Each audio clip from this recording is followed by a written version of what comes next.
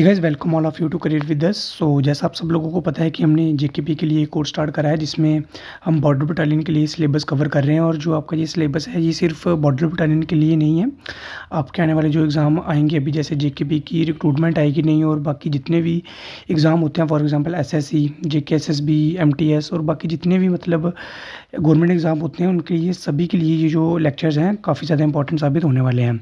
और इसका जो पीडीएफ है वो हमारे टेलीग्राम चैनल्स में आपको देखने को मिल जाएगा, और वहाँ से आप ये पीडीएफ इसका डाउनलोड कर सकते हैं नोट्स का। लेकिन मैं आपको एक एडवाइस देता हूँ कि आप जो मैं पढ़ा रहा हूँ वो साथ साथ में लिखते जाइए, क्योंकि लिखने से जो है वो आपकी अंडरस्टैंडिंग की पावर बढ़ती है और आपका जो याद है वो भी जल्दी होता है। मैं नोट्स तो दे ही दूँगा, लेकिन आपको साथ साथ में अपने नोट्स में लिखना है, और अपने जो आप कहीं पर भी लिख रहे हैं, नोटबुक या नोट्स बना रहे हैं कुछ भी, तो वहाँ पर आपको अच्छे से प्रॉपर तरीके से आपको यहाँ पर इसको लिखना है। तो और हिस्ट्री का हमने जो पहले लेक्चर में हमने क्या पढ़ा था वो रिवाइज़ कर लेते हैं। इसमें हमने हिस्ट्री के बारे में मैंने आपको बताया था कि बेसिक क्या होता है, हिस्ट्री का किस तरह से पढ़ी जाती है, और पास्ट और हिस्ट्री में क्या डिफरेंस होता है। उसके बाद मैंने आपको सोर्सेज बताए कि हिस्ट्री के कितने प्रकार के सोर्सेज होते हैं, और आर्कियोलॉजिकल सोर्सेज बताया। उसके बाद लिटरेरी सोर्सेज, और थर्ड मैंने बताया डिस्क्रिप्शन ऑफ फॉरेन ट्रैवलर्स, कि जो फॉरेन ट्रैवलर्स हमारे इंडिया में उस टाइम पर आते थे, तो और उनकी जो वो बुक्स वगैरह में जो लिखते थे वो हम आज पढ़ते हैं, तो उसको बोलते हैं डिस्क्रिप्शन ऑफ फॉरेन ट्रैवलर्स। और उसके बाद मैंने आपको एसी और बीसी और एडी का कॉन्सेप्ट बताया। इसमें मैंने एक छोटा सा मिस कर दिया था पार्ट। अब मैंने उसमें आपको बताया था कि बीसी और एडी कहते हैं जो टाइम पीरियड होते हैं, और मैंने आपको ये भी बोला था कि जो डायनासिस था वो एक क्रिश्चियन था। लेकिन उस टाइम पे कुछ लोग ऐसे भी थे जो क्रिश्चियन को मतलब फेवर नहीं करते थे, यानी कि जो लोग क्रिश्चियन नहीं थे, जो जीविश थे, तो उन्होंने बोला हम क्रिश्चियनिटी की तरह फॉलो नहीं करेंगे, हम बीसी को बीसीई बोलेंगे। बीसीई मतलब बिफोर कॉमन एरा। उन्होंने बोला कि जो ज़ीरो है हमारा, ज़ीरो ईयर, इसको हम जीसस क्राइस्ट का बर्थ की जगह हम इसको बोल देंगे कॉमन एरा, और इसके पहले वाले टाइम को हम बोल देंगे बिफोर कॉमन एरा, और उसके बाद वाले टाइम को हम कॉमन एरा बोल देंगे। ये भी हम इस तरह से बीसी को बीसीई भी कई बार लिखते हैं, और एडी को सीई भी कई बार लिखा जाता है, तो इसको भी आप ध्यान से कहीं पे लिख लेना। उसके बाद मैंने आपको इंडियन हिस्ट्री के बारे में बताया कि हमारी इंडियन हिस्ट्री डिवाइड किस तरह से हुई है। जैसे एंशिएंट, मेडिवल और मॉडर्न में डिवाइड हुई है। एंशिएंट का टाइम पीरियड है इन्फिनिटी से लेकर 712 एडी तक। मेडिवल का टाइम पीरियड है 712 से 1707 तक, और मॉडर्न का टाइम पीरियड है 1707 से लेकर 1947 तक। और हमारी जो एंशिएंट हिस्ट्री है उसको भी हमने फर्दर आगे डिवाइड करा है प्री हिस्टोरिक, प्रोटो हिस्टोरिक और हिस्टोरिक पीरियड में। प्री हिस्टोरिक पीरियड हमारा किस तरह से आगे डिवाइड होता है, ये होता है हमारा दो टाइप में डिवाइड, स्टोन एज और कॉपर एज। स्टोन एज में क्या होता था कि हमारे पास सिर्फ स्टोन के ही हम यूज़ करते थे, लेकिन कॉपर एज में क्या हुआ, हमने कॉपर की डिस्कवरी कर ली, और इसको हम चालकोलिथिक एज भी बोलते हैं। स्टोन एज आगे तीन टाइप्स में फर्दर डिवाइडेड है, जिसमें है पैलियोलिथिक, मीजोलिथिक और न्यूलिथिक एज। लिथिक का मतलब क्या होता है, लिथिक का मतलब होता है स्टोन, और पैलियो का मतलब है ओल्ड, मीजो का मतलब मिडिल, और न्यू का मतलब न्यू। ये मैंने आपको पिछले लेक्चर में अच्छे से बता दिया था कि पैलियोलिथिक में क्या होता था कि फायर इन्वेंट हुई थी, आपकी अर्ली मैन थे जो वो उन्होंने फायर इन्वेंट की थी। उसके बाद मीजोलिथिक में उनकी थोड़ी थोड़ी डेवलपमेंट होना स्टार्ट हो गई, जैसे उन्होंने डोमेस्टिकेशन स्टार्ट कर दिया एनिमल्स की। न्यूलिथिक में उन्होंने थोड़ा एग्रीकल्चर स्टार्ट कर दिया, सेटल होना शुरू हो गए। और उसके बाद हमारा जो है वो कॉपर एज आई। कॉपर एज के बाद हमारी आई प्रोटोस्टोरिक पीरियड। तो आज हम पढ़ेंगे प्रोटोस्टोरिक पीरियड क्या रहा था। तो प्रोटोस्टोरिक पीरियड हमारा आगे फर्दर क्लासीफाइड है दो टाइप्स में। पहला टाइम पीरियड आता है हमारा 2500 से लेकर 750 बीसी तक, और दूसरा टाइम पीरियड आता है हमारा 1500 से लेकर 600 बीसी तक। ये हमारा प्रोटोस्टोरिक पीरियड आगे फर्दर डिवाइडेड है। उसके पहले मैं आपको एक और चीज़ बता दूं, the cradle of human kind किसको बोला जाता है, ये बोला जाता है अफ्रीका को। ये कि हमारा डायरेक्ट क्वेश्चन पूछ लिया जाता है, तो मैंने सोचा आपको बता दूं। क्रेडल ऑफ ह्यूमन काइंड का मतलब कि आपका जो ह्यूमन की जो एवोल्यूशन है वो स्टार्ट कहाँ से हुई थी, तो ये थी हमारी अफ्रीका से स्टार्ट, इसलिए हम अफ्रीका को the cradle of human kind भी बोलते हैं। अभी हम आज पढ़ेंगे इंडस वैली सिविलाइजेशन के बारे में, जिसको हम हड़प्पन सिविलाइजेशन भी बोलते हैं। हड़प्पन सिविलाइजेशन क्यों बोलते हैं, क्योंकि जो हमारी सबसे पहली साइट जो यहाँ पर डिस्कवर हुई थी वो हमारी हड़प्पा हुई थी, और इसलिए हम इसको हड़प्पन सिविलाइजेशन भी बोलते हैं। और ये इंडस वैली ही क्यों बोलते हैं इसको, इंडस वैली सिविलाइजेशन, क्योंकि इस टाइम पर जो सिविलाइजेशन हमारी चल रही थी, जो हमारी सिविलाइज्ड जो जगहें थी वो कौन कौन सी थी, वो जो जितनी भी थी वो हमारी इंडस नदी है, जो हमारी इंडस रिवर है उसके किनारे ही जितनी हमारी जो साइट्स अभी तक डिस्कवर हुई हैं वो इंडस रिवर के किनारे पर हुई हैं, तो इसलिए हम इसको इंडस वैली सिविलाइजेशन भी बोलते हैं। उसके बाद आगे इंडस वैली सिविलाइजेशन के कुछ की फीचर्स के बारे में जान लेते हैं। इसको मैंने आपको बताया कि हड़प्पन सिविलाइजेशन भी बोलते हैं, और इसका जो टाइम पीरियड है वो हमारा 2500 बीसी से लेकर 1750 बीसी तक आपका टाइम पीरियड रहता है। देखिए अभी ये टाइम पीरियड देखिए छोटा होता जा रहा है। अभी धीरे धीरे जैसे हम आगे आगे बढ़ेंगे हिस्ट्री में, ये टाइम पीरियड कम हो के जीरो पे आएगा, उसके बाद एडी स्टार्ट हो जाएगा। अगर हम इंडस वैली सिविलाइजेशन का आगे एक्सटेंट देखें कि ये फैली कहाँ तक थी, तो ये फैली थी हमारे नॉर्थ में। कहाँ तक फैली थी? नॉर्थ में ये हमारे जे.एंड.के तक फैली थी, और जे.एंड.के में कहाँ? जम्मू में मांडा तक। जो जम्मू में रहते होंगे उनको पता होगा कि मांडा ज़ू के बारे में। ये हमारी मांडा तक नॉर्थ में फैली हुई थी, चिनाब रिवर के किनारे। चिनाब रिवर भी हमारे जम्मू में है। तो एक्सटेंट इसका नॉर्थ में कहाँ पर है? जे.एंड.के में। जे.एंड.के में कहाँ? मांडा तक। साउथ में इसका इंडस वैली सिविलाइजेशन का एक्सटेंट है महाराष्ट्र तक। महाराष्ट्र में भी कुछ हमारे जो साइट्स हैं वो पाई गई हैं, और महाराष्ट्र में कौन सी जगह पे लास्ट है? वो है दाइमाबाद, DAIMABAD। अगर आपको राइटिंग में कुछ दिक्कत हो रही है समझने में, तो आप कमेंट में बता देना मेरे को, मैं आपको सारा बता दूंगा कि कहाँ से मैंने क्या लिखा है। और आज तो मैंने काफ़ी ज़्यादा कोशिश करी है राइटिंग को साफ़ रखने की, और कुछ लोग ये भी बोल रहे थे कि वीडियो क्लियर नहीं है। तो मैं आपको बोल दूं कि वीडियो आप 240 पिक्सल या 360 पिक्सल पे चलाकर देखो, वीडियो एकदम क्लियर आएगी, और जो मैंने लिखा है वो भी आपको साफ साफ पढ़ा जाएगा। चलिए आगे बढ़ते हैं। अब साउथ में कहाँ तक है? महाराष्ट्र तक मैंने बताया, और गोदावरी रिवर के किनारे है, मतलब कि गोदावरी रिवर भी यहाँ पर पड़ती है। अभी ईस्ट में कहाँ तक फैली हुई है इंडस वैली सिविलाइजेशन? तो ये फैली हुई है यूपी तक, यानी कि उत्तर प्रदेश तक। और यूपी में कहाँ? आलमगीरपुर, हिंडौन रिवर तक। और उसके बाद वेस्ट में कहाँ तक? वेस्ट में कहाँ तक? सुतका गंडोर तक। वो कहाँ पर पड़ता है? हमारा बलूचिस्तान, यानी कि पाकिस्तान में। और रिवर कौन सी है? दशका रिवर तक ये इंडस वैली सिविलाइजेशन फैली हुई है। ये हमारा नॉर्थ, यहाँ पर वेस्ट पड़ता है, यहाँ पर ईस्ट, और यहाँ पर साउथ। इस तरह से ये फैली हुई है, और इसकी जो शेप देखने को मिलती है वो ट्रायंगुलर शेप मिलती है देखने को। अगर आप ध्यान से इसको देखोगे मैप में, तो ये थोड़ा सा ऐसे हमें ट्रायंगुलर शेप का हमें एक्सटेंट देखने को मिलता है। उसके बाद फीचर्स की बात करें कि इसके क्या फ़ीचर्स थे, हम क्यों पढ़ते हैं इसको, तो इंडस वैली सिविलाइजेशन के जो मेन फीचर थे ये थी अर्बन सिविलाइजेशन। अर्बन सिविलाइजेशन मतलब अर्बन का क्या मतलब होता है? शहरी। शहरी सिविलाइजेशन थी ये, रूरल नहीं थी। क्योंकि यहाँ पर जो सिटी प्लानिंग थी ना, वो सिटिंग प्लानिंग एकदम शहर की तरह थी। शहर की सिटिंग प्लानिंग किस तरह से होती है? जो सिविलाइज्ड शहर होते हैं, जैसे आज की डेट में हम अगर फ़ॉरेन के शहर देखें, जैसे लंदन हो गया और बाकी भी जितने इतने बड़े शहर हैं, तो उनकी अगर हम सिटी प्लानिंग को देखें, उनके जो रोड्स होते हैं ना, वो एकदम स्क्वायर की फॉर्म में होते हैं। मान लो यहाँ पर बिल्डिंग है, एक यहाँ पर बिल्डिंग और यहाँ पर बिल्डिंग है, और उनके जो रोड्स होते हैं कुछ इस तरह से होते हैं कि मतलब कोई भी ऐसे फालतू के टर्न नहीं होते, कुछ इस तरह से रोड प्लानिंग इनकी करी जाती है। और उस टाइम पे जो हमारी सिविलाइजेशन थी, इंडस वैली सिविलाइजेशन, यहाँ पर भी जब हमने डिस्कवरी करी, हमें पता चला कि जो हमारी सिविलाइजेशन थी ये भी काफ़ी अच्छी सिटी प्लानिंग के साथ ही, यहाँ पर जो ड्रेनेज सिस्टम होता था, यानी कि जो आपका बाथरूम वगैरह का जो होता है ना, जो हमारी सीवेज लाइनें होती हैं, जैसे हमारे घरों से जो पानी निकलता है, वो प्रॉपर आपने देखा होगा कि कई जगहों पर अच्छे से नहीं फ्लो करता, कहीं पर रुका पड़ा रहता है, या उनका कुछ भी अच्छा ड्रेनेज सिस्टम नहीं होता। और लेकिन यहाँ पर क्या होता था, यहाँ पर प्रॉपर जो है वो ड्रेनेज सिस्टम हमें देखने को मिलता था, मतलब कि प्रॉपर जो है इंजीनियरिंग वहाँ पर करी गई थी। और यहाँ पर हमें एक और चीज़ देखने को मिलती है कि टिन का यूज़ हमें देखने को मिलता है, यानी कि टिन किसका का बना होता है? कॉपर और ब्रोंज का बना होता है, और इसका भी यूज़ हमें देखने को मिलता है। लेकिन यहाँ पर एक चीज़ जो है वो ये है कि हमें आयरन का यूज़ कहीं भी देखने को नहीं मिलता, यानी कि अब तक यहाँ पर लोहा जो है उसकी डिस्कवरी नहीं हुई थी, यानी कि आयरन की यहाँ पर कोई भी डिस्कवरी हमें देखने को नहीं मिली थी। और एक और चीज़ की बात करूँ इसमें फ़ीचर्स की, तो यहाँ पर एक सिटी जो होती थी ना, सिटी, उसको दो पार्ट में डिवाइड करा जाता था। दो पार्ट में किस तरह से? जो हमारा लोअर पार्ट होता था उसको हम बोलते थे लोअर टाउन, और अपर पार्ट को हम बोलते थे सिटाडल। सिटाडल में क्या होता था, आपके जैसे रिलीजियस प्लेसेस हो गई, कोई भी जैसे मेन सभा वगैरह बैठती थी, जहाँ पर सिटी के बारे में डिस्कशन वगैरह की जाती थी, जहाँ यानी कि जो बड़ी बड़ी चीज़ें होती थी ना, वो सिटाडल में होती थी। और लोअर टाउन में जो आम लोग थे, वो आम पब्लिक थी जो वो रहती थी। ये हो गया हमारा इंडस वैली सिविलाइजेशन के बारे में। और ये इंडस वैली सिविलाइजेशन की डिस्कवरी हुई किस तरह से थी, ये भी मैं आपको बता देता हूँ। जब हमारे इंडिया में जो ब्रिटिशर्स थे, वो जब रेलवे की शुरुआत हो रही थी ना हमारे इंडिया में, जब रेलवे सिस्टम शुरू होने वाला था, रेलवे लाइन बिछ रही थी, तब उन्होंने क्या करा कि तब खुदाई करनी थी रेलवे के लिए। और जब उन्होंने खुदाई करी, उन्होंने देखा कि कुछ हमें ज़मीन में से कुछ उनको ऐसा पाया गया कि जो काफ़ी साल पुराना था, जब उसकी हमने कार्बन डेटिंग करी। और उसी को देखते हुए फिर धीरे धीरे खुदाई करी गई, और जब धीरे धीरे एक्सकवेशन हुई, धीरे धीरे खुदाई करी गई, तो नई नई हमें साइट्स जो हैं वो देखने को मिलती गई। जो सबसे पहले साइट हमें देखने को मिली थी वो हड़प्पा थी। उसके बाद धीरे धीरे करके जो नई नई साइट्स खोजी गई, और आज हम उसको as a Indus valley civilization के बारे रूप में पढ़ते हैं। देखिए आगे। उसके बाद है इंडस वैली सीखिए। इंडस वैली सिविलाइजेशन के मैं बारे में बता दूँ। ये हमारा इंडिया है, देखिए ये हमारा इंडिया है ना, ये वाली लाइन, ये गुजरात, और ये हमारी है इंडस रिवर। देखिए इंडस रिवर यहाँ पर झेलम चेनाब बाकी आ रही हैं।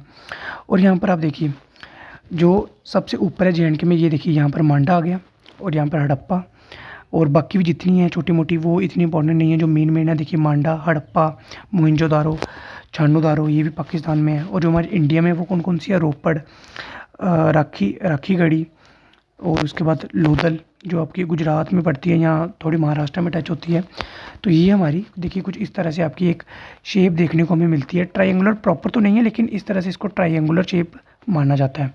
और ये हमारी इंडस वैली सिविलाइजेशन का एक्सटेंट कुछ इस तरह से है। और मेनली जो आपकी इंपॉर्टेंट बड़ी साइट्स हैं वो हमें मेनली पाकिस्तान में देखने को मिलती हैं। देखिए हड़प्पा भी पाकिस्तान में है, उसके बाद मोहनजोदारो भी पाकिस्तान में है, छानूदारो भी पाकिस्तान में है, और मेन जो साइट्स हैं वो हमारी पाकिस्तान में ही देखने को मिलती हैं। उसके बाद हमारी आगे फर्स्ट जो हमें साइट डिस्कवर हुई थी वो थी हमारी हड़प्पन साइट। हड़प्पन साइट कब डिस्कवर हुई थी? 1921 में दयाराम साहनी जी ने इसको डिस्कवर करा था। और कहाँ पर ये रवि रिवर के किनारे है। बाकी मतलब अब आप बोलोगे कि इंडस वैली सिविलाइजेशन है तो हम रवि रिवर क्यों पढ़ रहे हैं? तो आप देखिए ये इंडस है ना रिवर, बाकी जितनी भी रिवर हैं वो यहीं पे इसके साथ ही आके मिलती हैं। तो हम ये मान के चलते हैं बाकी जितनी भी मतलब साइट्स हैं उसको हम इंडस वैली के रूप में ही मानते हैं, और इंडस वैली सिविलाइजेशन ही हमने इसको एक नाम दिया है। लेकिन जो बाकी साइट्स हैं वो थोड़ी थोड़ी बाकी भी मतलब रिवर के किनारे चल रही थी उस टाइम पर। तो हड़प्पन सिविलाइजेशन मैंने बताया 1921 में डिस्कवर करी गई दयाराम साहनी जी के द्वारा, और रावी रिवर के किनारे है ये, और ये पाकिस्तान में देखने को मिलती है आज के टाइम में। और इसको हम ब्रोंज एज ही बोलते हैं, क्योंकि यहाँ पर इस टाइम पर ब्रोंज का ज़्यादा यूज़ करा जाता था। वो कैसे हमें पता चला? जब हमने इसकी एक्सकवेशन की, जब हमने इसकी खुदाई करी, तो तब हमें देखने को क्या मिला? हमें कुछ ये वाली चीज़ें देखने को मिली, जिसमें हमें सबसे पहले ग्रेन यार्ड, एक बड़ा ग्रेन यार्ड देखने को मिला। ग्रेन यार्ड मतलब क्या होता है कि आपका यहाँ पर गेहूँ या जो क्रॉप वगैरह होती है उसको जमा करके रखा जाता है। जैसे आज की डेट में हम रखते हैं ना ब्लॉक्स में, या जैसे मंडीज़ में आजकल हम जमा करके रख देते हैं जो हमारी क्रॉप होती है, जो जहाँ हमारी फसल होती है। तो उस टाइम पे हम यो ग्रेन यार्ड में रखा करते थे। ग्रेन यार्ड एक तरह की बिल्डिंग ही होती थी, यहाँ पर हम अपनी जो क्रॉप है उसको स्टोर करके रखते थे। उसके बाद हमें क्या मिला? उसके बाद हमें एक ग्रेव यार्ड मिला। ग्रेव यार्ड क्या होता है? यहाँ पर लोगों को दफनाते हैं, यहाँ पर लोगों का क्या होता है, अंतिम संस्कार करा जाता है मरने के बाद, उसको हम बोलते हैं ग्रेव यार्ड। वो भी हमें यहाँ पर देखने को मिला। और उसके बाद हमें एक बल्लो कार्ट देखने को मिली।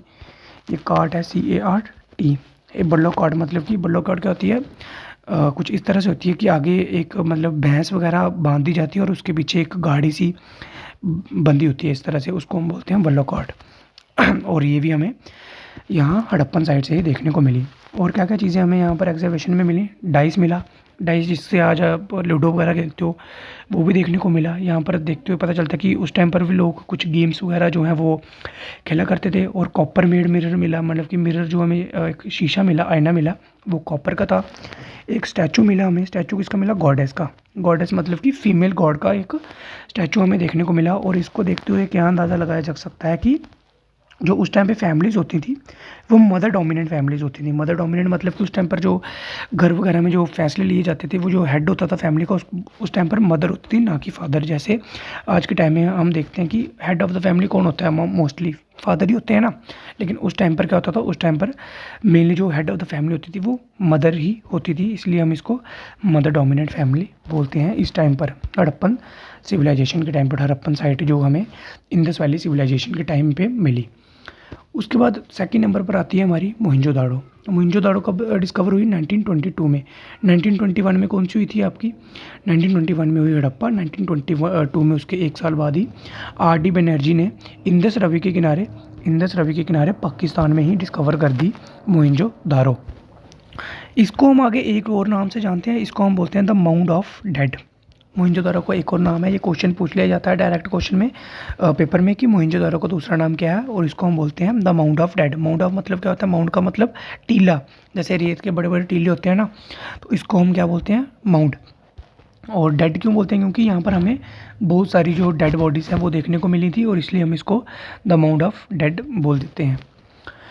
उसके बाद इसकी जो एक्सकवेशन हुई थी मोहनजोदारो की, उसमें क्या क्या मिला था? उसमें भी एक ग्रेवयार्ड मिला था जो कि हड़प्पन साइट से ज़्यादा बड़ा था, और सबसे बड़ा जो ग्रेवयार्ड है वो हमें मोहनजोदारो की ही साइट में देखने को मिला। उसके बाद हमें एक ग्रेट बाथ देखने को मिला, यानी कि एक स्विमिंग पूल एक किस्म की चीज़ देखने को मिली कि उस टाइम पर की लोग भी, उनके भी यहाँ पर जो स्विमिंग पूल वगैरह वो भी होते थे। और उसके बाद एक स्टैचू मिला, एक प्रीस्ट किंग का स्टैचू मिला। प्रीस्ट मतलब क्या होते हैं, पुजारी वगैरह। एक प्रीस्ट किंग का स्टैचू मिला। उसके बाद नटराज पशुपति का स्टैचू मिला, जिसको हम लॉर्ड शिवा बोलते हैं। वो होता है ना, आपने एक देखा होगा स्टैचू कुछ इस तरह से सर्कल होता है और उसके बीच में एक ऐसे एक टांग उठा के ऐसे डांस फॉर्म में एक स्टैचू होता है। आई थिंक आपने देखा होगा कहीं ना कहीं। तो वो उसको हम बोलते हैं नटराज पशुपति। और उसके बाद हमें एक और स्टैचू यहाँ पर देखने को मिला है, डांसिंग गर्ल का। कितने स्टैचू हमें देखने को मिले, 3 तरह के स्टैचू देखने को मिले हमें मोहनजोदाड़ो की साइड में। कौन कौन से, एक प्रीस्ट किंग, एक नटराज पशुपति यानी कि लॉर्ड शिवा का, और तीसरा हमें देखने को मिला डांसिंग गर्ल का। उसके बाद हमें स्वास्तिक सिंबल भी यहाँ देखने को मिला, जो हिंदू रिलीजन में यूज़ करा जाता है इस तरह का। और यहाँ पर हमें ये चीज़ें देखने को मिली मोहनजोदाड़ो की साइड में। इंपॉर्टेंट चीज़ क्या है इसमें, इसको माउंट ऑफ द डेड बोलते हैं। और इसकी एक्सकवेशन में हमें स्टैचूज़ देखने को मिले, यानी कि मूर्तियाँ देखने को मिली। और बाकी जो इम्पॉर्टेंट चीज़ थी वो मैंने आपको बता दी। और हाँ, एक चीज़ मेरे को अभी और याद आई कि कुछ लोग बोल रहे हैं कि मॉडर्न हिस्ट्री ही सीधे JNK में JKP में पूछी जाती है। तो ऐसा कहीं पर भी सिलेबस में नहीं लिखा है कि आपकी जो सिर्फ मॉडर्न हिस्ट्री पूछी जाती है। ऐसा कहीं पर भी नहीं है। और मैं आपको बताऊं कि डायरेक्ट मॉडर्न हिस्ट्री अगर आप पढ़ोगे तो आपको कुछ भी ऐसे मज़ा नहीं आएगा, लेकिन अगर आप सोनोरिटी वाइज पढ़ोगे तो आपको ज़्यादा अच्छा लगेगा और आपका जो कंसेप्ट है वो भी धीरे धीरे क्लियर होते जाएंगे। और जो लोग मॉडर्न का बोल रहे हैं, मॉडर्न भी बहुत जल्दी शुरू हो जाएगी, लेकिन मैं थोड़ा थोड़ा जो इम्पोर्टेंट है मेडिवल और एंशिएंट से वो भी मैं आपको यहाँ पर करवाऊँगा, क्योंकि मैंने आपको बोला है कि मैं आपको स्टार्टिंग से लेकर एंड तक पढ़ाऊँगा। तो ऐसा ही होगा, ये नहीं है कि मैं डायरेक्ट मॉडर्न पे जंप कर जाऊँ डायरेक्ट, ऐसा नहीं होगा। और ये बहुत इंपॉर्टेंट है, मैं आपको बोल रहा हूँ, ये एग्ज़ाम में पूछे जाते हैं डायरेक्ट क्वेश्चन। जो मैं आपको ये मेन इंपॉर्टेंट पॉइंट बता रहा हूँ, ये आपको बिल्कुल ध्यान से पढ़ने हैं। उसके बाद तीसरी साइट हमें देखने को मिली 1931 में, जो कि थी शानोदारो। शानोदारो में कौन सी किसने किसने डिस्कवर करी, MG मजूमदार ने इसको डिस्कवर करा। और कहाँ पर डिस्कवर करा, पाकिस्तान में इंदस रिवर के किनारे ये डिस्कवर करा। देखिए अभी तक हमने क्या पढ़ा, हड़प्पा कौन सी रिवर के किनारे थी, रावी। मोहनजोदारो इंदस, और शानोदारो भी हमारी इंदस रिवर के किनारे ही पाई गई। और बाकी जितनी भी हैं वो मैं आगे बता दूंगा। ये हमारी ऐसी सिविलाइजेशन है, ऐसी साइट है जो कि रूरल सिविलाइजेशन है। हमने अभी तक क्या पढ़ा कि जो इंदस सिविलाइजेशन थी वो हमारी अर्बन सिविलाइजेशन थी, यानी कि यहाँ पर वहाँ पर अच्छे से प्लानिंग करी जाती थी कि सिटी किस तरह से होती थी, और बिल्कुल प्रॉपर ड्रेनेज सिस्टम के साथ जो है वो सिविलाइजेशन वो साइट चलती थी। लेकिन ये छानोदारो जो हमने साइट डिस्कवर करी, ये हमारी एक रूरल सिविलाइजेशन थी। रूरल मतलब जो गाँव के रिलेटेड होती है, विलेज टाइप। ये हमारी रूरल सिविलाइजेशन थी और ये विदाउट सिटाडल थी। सिटाडल मैंने आपको बताया ना कि अपर पार्ट होता था, यहाँ पर मेन इंपॉर्टेंट काम करे जाते थे सिटी के। और ये इसमें हमें सिटाडल देखने को नहीं मिला। और एक्सकवेशन में हमें इसमें क्या मिला, इंक पॉट देखने को मिला, लिपस्टिक देखने को मिली, ऑर्नामेंट शॉप्स देखने को मिली। उसके बाद सिलेंड्रिकल सील देखने को मिली। सील मतलब कि जो मोहर होती है ना, आपकी जो मोहर लगाते हैं, स्टैंप लगाते हैं, उसको हम बोलते हैं सील। और इसकी जो शेप थी वो क्या थी, सिलेंड्रिकल शेप थी। उसके बाद हमें फॉसिल्स देखने को मिले ब्रिक्स में, यानी कि ईंट के हमें जो है फॉसिल्स देखने को मिले। लेकिन कौन सी ईंट, अनबेक्ड ईंट। जो हम आजकल घरों में यूज़ करते हैं वो कौन सी ईंट होती है, वो बेक्ड होती है ना, पकी हुई ईंट होती है, भट्टी में उसको पकाया जाता है। लेकिन उस टाइम पे जो ईंट थी वो हमें कौन सी देखने को मिली, यहाँ पर अनबेक्ड फॉसिल देखने को मिले ईंट के, ब्रिक के। ये होगी हमारी शानोदारो। उसके बाद आती है हमारी 4th नंबर पे लोदल। लोदल हमारी डिस्कवर हुई 1954 में। और कौन सी नदी के किनारे, ये हमारी हुई भोगवा रिवर के किनारे गुजरात में। और इसको किसने डिस्कवर किया, इसको डिस्कवर किया SR राव ने। और ये इसको हम क्या बोलते हैं, इसको हम एक और चीज़ भी एक और नाम से जानते हैं, इसको हम बोलते हैं dockyard of this civilization. This civilization मतलब कौन सी सिविलाइजेशन, इंदस वाली सिविलाइजेशन की हम इसको डॉक यार्ड भी बोलते हैं। क्योंकि हमें यहाँ पर जो एविडेंसेस मिले, जो सबूत मिले, उसको देखते हुए ऐसा लगा कि यहाँ पर शिप वगैरह रखी की जाती होंगी। और ये जो साइट थी ये भी एक पॉर्ट के किनारे, मतलब कि समुद्र के किनारे देखने को मिली। और इसको देखते हुए गैस लगाया गया कि यहाँ पर डॉक यार्ड हुआ करता होगा और यहाँ पर शिप्स वगैरह रखी जाती होंगी। और यहाँ पर इसमें हमें एक और चीज़ देखने को मिली, इसमें हमें यहाँ पर देखने को मिला बार्टर सिस्टम ट्रेडिंग। ये थिंग्स नहीं है, यहाँ पर ट्रेडिंग कर लेना, TR, इसको काट दो, इसको यहाँ पर कर लेना आप, 1 minute.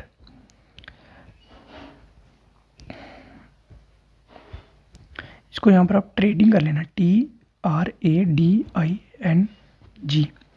Barter system trading. Barter system trading का मतलब क्या होता है कि चीज़ के बदले चीज़, यानी कि थिंग के बदले कोई चीज़ लेना। जैसे आज हम कोई चीज़ लेते हैं मान लो दुकान से, तो हम उसके बदले पैसे पे करते हैं ना।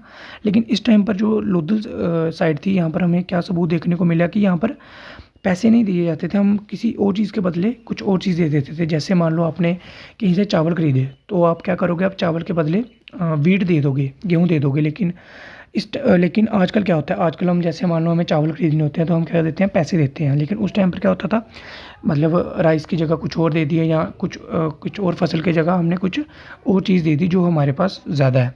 तो यहाँ पर हमें ये चीज़ देखने को मिली लोधल साइड में। उसके बाद आती है हमारी कालीबंगा। कालीबंगन साइड कहाँ पर है, हमारी राजस्थान में। और कौन सी नदी के किनारे, घग्गर नदी के किनारे। और इसको डिस्कवर कब करा गया, इसको डिस्कवर करा गया 1953 में ए घोष के द्वारा, अरविंद घोष के द्वारा इसको डिस्कवर करा गया 1953 में। और इसमें हमें क्या देखने को मिला, इसमें हमें प्लग्ड फील्ड देखने को मिले। और यहाँ पर हमें फायर अल्टर्स देखने को मिले। फायर अल्टर्स मतलब हवन कुंड होते हैं ना, जो जिसमें हम हवन वगैरह करते हैं, तो वो होते हैं फायर अल्टर्स। और बैंगल्स देखने को मिले। बैंगल्स मतलब चूड़ियाँ, सभी को पता है। और कालीबंगा के बाद ये जो मेन साइट्स थी वो मैंने आपको बता दी। बाकी तो बहुत सारी साइट्स हैं, जैसे आपने यहाँ पर देखा काफ़ी सारी साइट्स हैं। लेकिन जो इंपॉर्टेंट साइट्स हैं जो आपके एग्जाम में पूछी जाती हैं, ये मैंने आपको यहाँ पर बता दी। सबसे पहले हड़प्पा बताई, 1921 में डिस्कवर करी गई थी दयाराम साहनी जी के द्वारा, रावी नदी के किनारे और पाकिस्तान में। ब्रोंज एज भी बोलते हैं इसको हम। एक्सकवेशन में हमें क्या मिला, ग्रेनयार्ड मिला, ग्रेवयार्ड मिला, बल्लॉक कॉट मिली, डाइस मिला, कॉपर मेड मिरर मिला, स्टैचू मिला हमें गॉडेस का। और इसको देखते हुए हमें पता चला कि मदर डोमिनेंट फैमिली होती होगी वहाँ पर। उसके बाद मोहिंजोदारो को हम माउंट ऑफ डेड बोलते हैं, 1922 में डिस्कवर करेगी। RD बनर्जी ने इसको डिस्कवर करा, और इंदस रिवर के किनारे और पाकिस्तान में इस टाइम पर ये है। और एक्सकवेशन में क्या मिला, ग्रेवयार्ड, जो कि सभी साइट के मुकाबले सबसे बड़ी ग्रेवयार्ड हमें यहाँ पर देखने को मिली मोहिंजोदारो में। ये आप कहीं पर साइड में लिख लेना, यहाँ पर भी आप नोट्स बना रहे हो वहाँ पर आप लिख लेना कि जो ये ग्रेवयार्ड थी ये सबसे बड़ी ग्रेवयार्ड थी बाकी के मुकाबले। बाकी जितनी भी साइट्स थी उनके मुकाबले ये सबसे बड़ी ग्रेवयार्ड थी। और इसमें यहाँ पर हमें ग्रेट बाथ भी देखने को मिला, यानी कि स्विमिंग पूल देखने को मिला। स्टैचू देखने को मिले हमें प्राइस्ट किंग के, नटराज, पशुपति, लॉर्ड शिवा के और डांसिंग गर्ल के। उसके बाद हमें यहाँ पर क्या देखने को मिला, स्वास्तिक सिंबल देखने को मिला। थर्ड हमारी आती है शानोदारो। शानोदारो 1931 में डिस्कवर हुई थी। MG मजूमदार ने इसको डिस्कवर करा था इंदस नदी के किनारे और पाकिस्तान में ये इस टाइम है।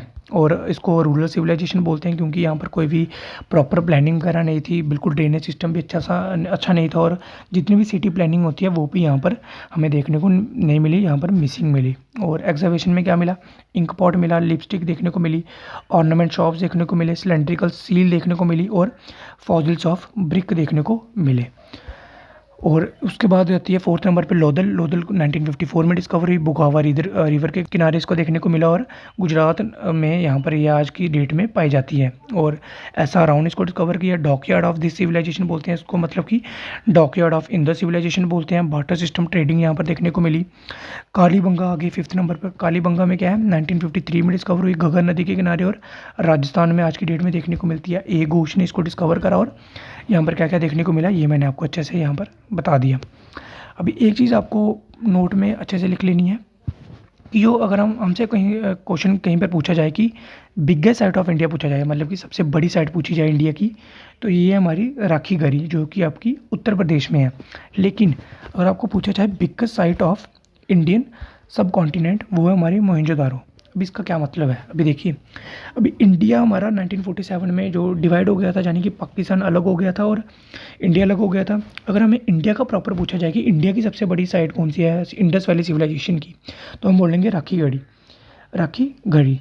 और इंडियन सब कॉन्टिनेंट की पूछ ली जाए, इंडियन सब कॉन्टिनेंट का मतलब कि पाकिस्तान भी इसमें अगर इंक्लूड कर दिया जाए कि इंडिपेंडेंस के पहले हमारा इंडिया पाकिस्तान भी एक ही था, तो उस टाइम पे कौन सी, अगर उसके अकॉर्डिंग पूछा जाए तो मोहनजोदारो सबसे बड़ी साइट यहाँ पर मानी जाएगी। इसमें अभी आपको कंफ्यूज नहीं होना है, ये मैंने आपको बता दिया कि अगर इंडिया की पूछा जाए तो राखी गढ़ी है, लेकिन अगर इंडियन सब कॉन्टिनेंट की पूछा जाए तो मोहनजोदारो यहाँ पर देखने को मिलती है। ये हमारी होगी Kalibanga site. Indus valley civilization की जो मेन साइट है वो मैंने आपको बता दी हैं। और चलिए आज के लिए इतना ही रखते हैं। फिर से एक बार रिवाइज कर लेते हैं स्टार्टिंग से कि हमने आज क्या पढ़ा। हमने सबसे पहले पढ़ा कि cradle of human kind Africa को बोलते हैं। प्रोटोस्टोरिक पीरियड मैंने बोला कि सबसे पहले इंडस वैली सिविलाइजेशन हुई, उसके बाद हमारी हुई वैदिक सिविलाइजेशन। आज हमने इंडस वैली सिविलाइजेशन को अच्छे से ख़त्म कर लिया। जो मेन इंपॉर्टेंट पॉइंट थे मैंने बता दिए। इसका टाइम पीरियड रहा 2500 से लेकर 750 BC तक, और वैदिक सिविलाइजेशन का रहा 1500 से लेकर 600 BC तक। और इसके जो बीच का टाइम पीरियड है उसमें हमें यहाँ पर कोई भी रिकॉर्ड अभी तक देखने को नहीं मिला है, यानी कि इसकी आज तक कुछ डिस्कवरी नहीं हुई है कि इसके बीच वाला टाइम क्या था। कुछ लोग मानते हैं कि इस टाइम पर फेमिन आ गया था, यानी कि अकाल पड़ गया था, सूखा पड़ गया था, या कुछ लोग बोलते हैं कि अर्थक्वेक वगैरह आ गए थे, और इसलिए हम इसका कोई भी इतने टाइम पीरियड में यहाँ पर कुछ भी हमें डिस्कवरी वगैरह देखने को नहीं मिलती।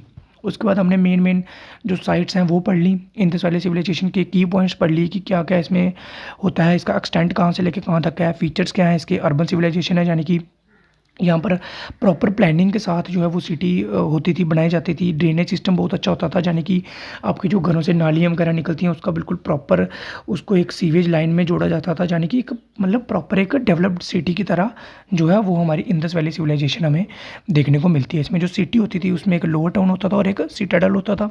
और यहाँ पर आयरन हमें देखने को नहीं मिलता है, लेकिन हमें क्या क्या देखने को मिलता है, टिन, कॉपर और ब्रोंज देखने को यहाँ पर आपको मिलता है। कॉपर तो मैंने आपको बोल दिया था कि इसके पहले ही डिस्कवर हो चुका था चालकोलिथिक एज में, और ये मैंने आपको पिछली वीडियो में भी बोला था।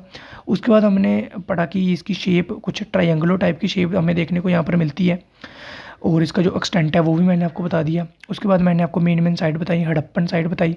उसके बाद मोहनजोदारो को माउंट ऑफ डेड बोला जाता है। उसके बाद छानूदारो, और 4th नंबर पर लोथल, और 5th नंबर पर कालीबंगा जो मेन साइट है वो मैंने आपको यहाँ पर बता दी। और biggest site of India Rakhigarhi है। अगर सब कॉन्टिनेंट की पूछ ले, इंडियन सब कॉन्टिनेंट की, यानी कि अगर पाकिस्तान को भी इंक्लूड करा जाए तो मोहनजोदारो सबसे बड़ी साइट है इंडियन सब कॉन्टिनेंट की इंडस वैली सिविलाइजेशन में।